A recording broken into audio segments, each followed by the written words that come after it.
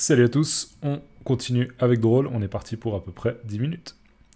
Alors, on s'était arrêté ici, il y avait les huées, les huées du public, ouh, bouh, par rapport au couple qui partait, parce qu'ils étaient un petit peu gênés. Ils passaient un peu, je vous avais dit, pour les coincés de service, Eh, messieurs, dames, vous pourriez quand même attendre avant d'aller essayer. Hein.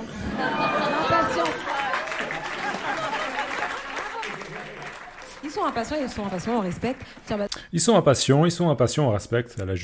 Elle a pas dit exactement la même chose que dans les sous-titres, mais en gros, c'est ça. Ils sont impatients, on respecte. Tiens, bah d'ailleurs, toi, comment tu t'appelles? Tiens, ben d'ailleurs. Là, elle vient de dire tiens, bah d'ailleurs. Et puis là, elle change, elle fait une transition où elle demande à quelqu'un dans le public. Elle va lui demander quelque chose. Thomas, tu la connais, toi, ta prostate? Ah non, c'est hyper tabou, ça, hein, chez les hétéros. Ça fait pas partie de notre éducation. Alors, on revient sur cette scène.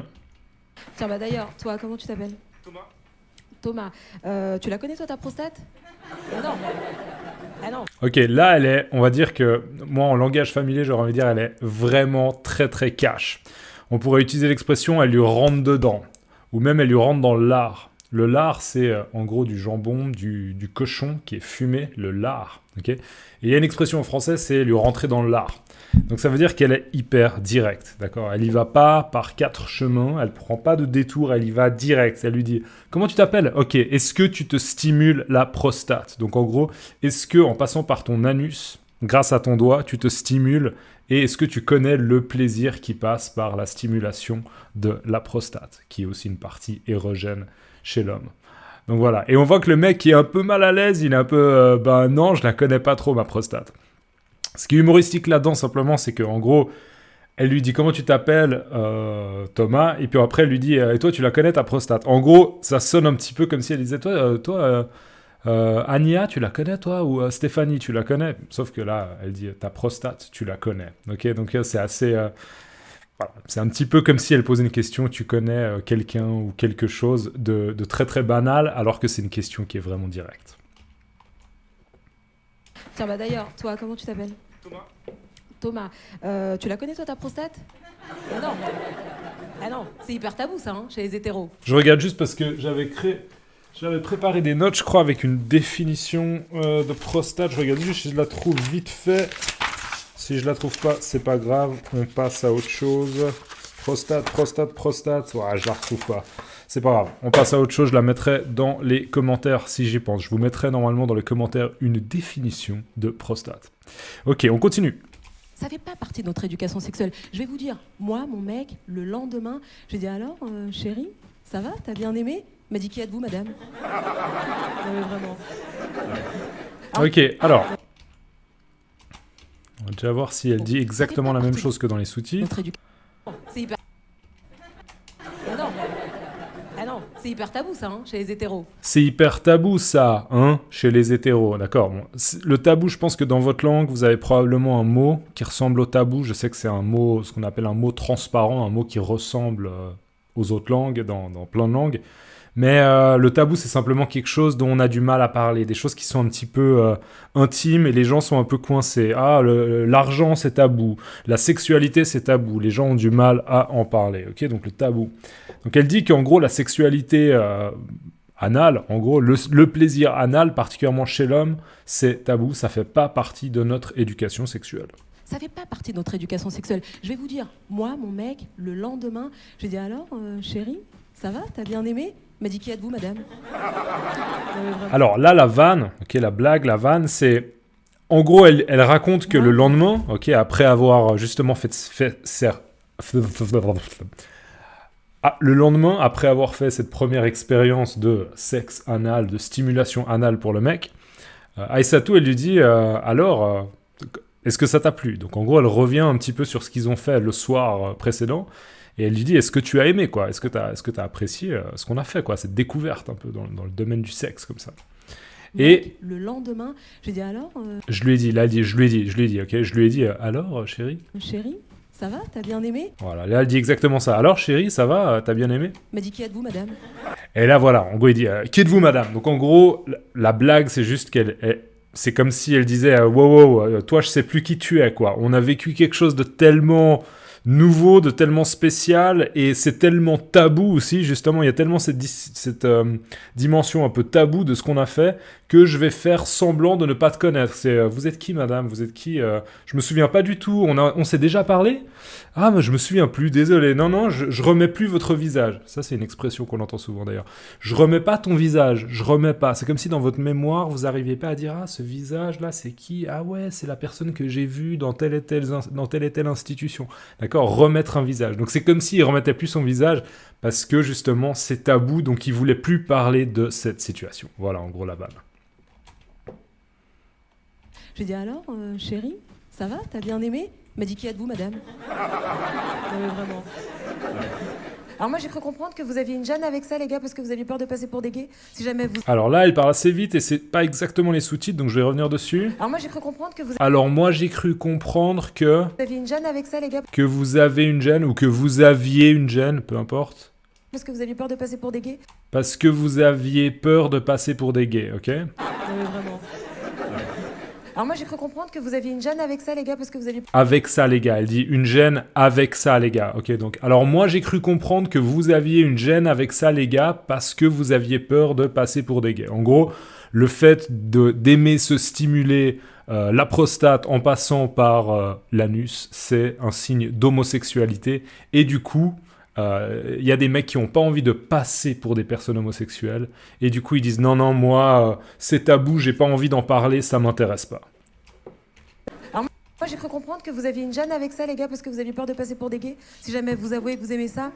Si jamais vous avouez que vous aimez ça, ok, donc dans le cas où vous dites ouais moi j'aime bien me stimuler l'anus, la prostate via l'anus. C'est pas un doigt dans les fesses. Mais c'est pas un doigt dans les fesses qui va définir votre identité sexuelle. Qui va définir votre identité sexuelle. Ok, donc l'idée elle est simple. C'est pas parce qu'on a une pratique particulière que ça définit si on est. Enfin, c'est pas parce qu'on a une pratique de stimulation, de s'auto-stimuler ou bien de demander justement à sa copine de stimuler une certaine partie que ça veut dire qu'on est homosexuel. C'est pas ça qui définit l'homosexualité ou non. Mais c'est pas un doigt dans les fesses qui va... D'accord, là elle dit c'est pas un doigt dans les fesses. Mais c'est pas un doigt dans les fesses qui va définir votre identité sexuelle. Votre identité sexuelle, elle est dans votre cerveau. Et alors, pour atteindre le cerveau en passant par là, je peux vous dire, personne n'a le doigt assez loin. Merci beaucoup, c'est Aïssatou Gambaré, merci. Ok, alors on revient sur la dernière vanne. Donc, alors, en gros, elle dit... Votre identité sexuelle, elle est dans votre cerveau, d'accord? Donc ce qu'elle dit simplement, c'est que c'est pas parce que on se stimule à un certain endroit que ça veut dire qu'on est homosexuel. On est homosexuel parce qu'on sait que dans notre cerveau, on est attiré par les personnes du même sexe, d'accord? Donc c'est dans le cerveau. Là, c'est pas une blague, c'est simplement un fait. En effet, c'est assez logique qu'on sait dans notre tête si on est attiré par les personnes du même sexe ou non. Et elle enchaîne. Votre identité sexuelle, elle est dans votre cerveau. Et alors, pour atteindre le cerveau... pour atteindre votre cerveau... En passant par là, pour atteindre votre cerveau en passant par là, sous-entendu en passant par l'anus... Vous dire, personne n'a le doigt assez... Je peux vous dire, personne n'a le doigt assez long. Donc là, la vanne, c'est simplement que si une personne, donc un mec, venait à se stimuler la prostate en passant par l'anus... et qu'il a peur en fait que ça vienne justement jusqu'au cerveau et que ça dérègle quelque chose dans son cerveau qui fait que avant il était hétérosexuel et maintenant il passe à l'homosexualité, il faut pas qu'il ait peur parce qu'il y a très très peu de risques, parce que pour ça il faudrait avoir un doigt très très long qui irait jusqu'au cerveau, c'est-à-dire de l'anus, il serait assez long pour aller stimuler le cerveau. Voilà, encore une fois c'est absurde et c'est une vanne. Mais en tout cas, au sein du public, je dis pas dans les commentaires, parce qu'il y a plein de gens dans les commentaires qui disent que ouais, les blagues d'Aïssatou, elles sont pas drôles. Je respecte tout à fait, il n'y a pas de problème, l'humour, c'est très très personnel, il n'y a aucun souci là-dessus. C'est surtout pour améliorer votre français qu'à mon avis, c'est utile. Mais en tout cas, dans le public, les gens se marrent pas mal, ok, ils rigolent, ils se fendent bien la poire. Se fendre la poire, ça c'est un peu une expression... vraiment old school. Ah, je me suis bien fendu la poire. Ok, se fendre la poire. La poire, c'est un fruit. Votre identité sexuelle, elle est dans votre cerveau. Et alors, pour atteindre le cerveau en passant par là, je peux vous dire, personne n'a le doigt assez loin. Merci beaucoup, c'était Aïssatou Gambaré, merci. Merci beaucoup, c'était Aïssatou Gambaré. Allez, ciao. Alors, le prochain à monter monter sur scène. Le prochain à monter sur scène, donc là, elle va introduire Bling. C'est le patron de ce club. C'est le patron du club, juste un patron. Hein. Le patron, c'est une personne qui gère, qui est un petit peu à la tête d'une institution. Le patron. Il a appelé le Le drôle boss. pour faire croire qu'il l'est. Du bruit pour Bling, s'il vous plaît. Là, il y a une minivan qui est sympa. Il a appelé le drôle. Il l'a appelé le drôle. Donc là, il parle en fait, elle parle du club. Hein. Et elle dit, lui, donc Bling, il a appelé le club le drôle. D'accord, le nom du club, c'est le drôle. Le comedy club, comedy store. C'est le drôle. Alors, il l'a appelé le drôle pour faire croire qu'il l'est. Donc en gros, c'est Bling, il s'est dit, comment je vais appeler mon comedy store? Je vais l'appeler le drôle. Comme ça, les gens, ils vont s'imaginer que moi, je suis drôle. D'accord? Donc, c'est un petit peu une vanne. Aïssatou, en gros, elle est en train de dire, il est pas très drôle. Et du coup, pour compenser, il a appelé son club le drôle. Voilà. Petite vanne, mini vanne qui est glissée comme ça. Petite vanne sympathique. C'est le patron de ce club. Il a appelé le drôle pour faire croire qu'il l'est. Du bruit pour Bling, s'il vous plaît. Du bruit pour Bling, s'il vous plaît. Là, c'est ce qu'elle dit. Il n'y a pas dans les sous-titres, mais du bruit pour Bling. On dit souvent ça durant des shows. Faites du bruit, ouais, ok. Faites du bruit, ouais, faites du bruit. En soirée, un DJ dirait ça, ou un MC. Ok. Il a appelé le drôle pour faire croire qu'il l'est. Du bruit pour Bling, s'il vous plaît. Musique festive. Voilà de la musique festive pour votre information.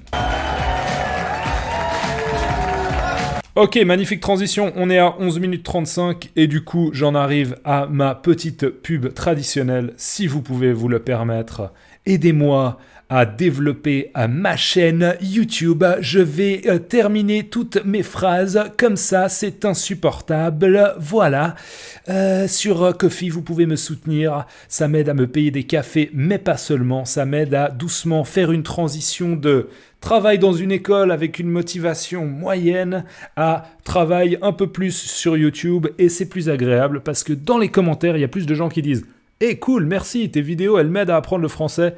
Et ça fait plaisir, parce que quand ça arrive 1, 2, 3, 10, 15, 50, 100 fois, eh ben c'est plus motivant que des élèves en classe, des fois, qui sont un peu... Donc voilà, aidez-moi, soutenez-moi sur Ko-fi, ok? À la prochaine. Ciao.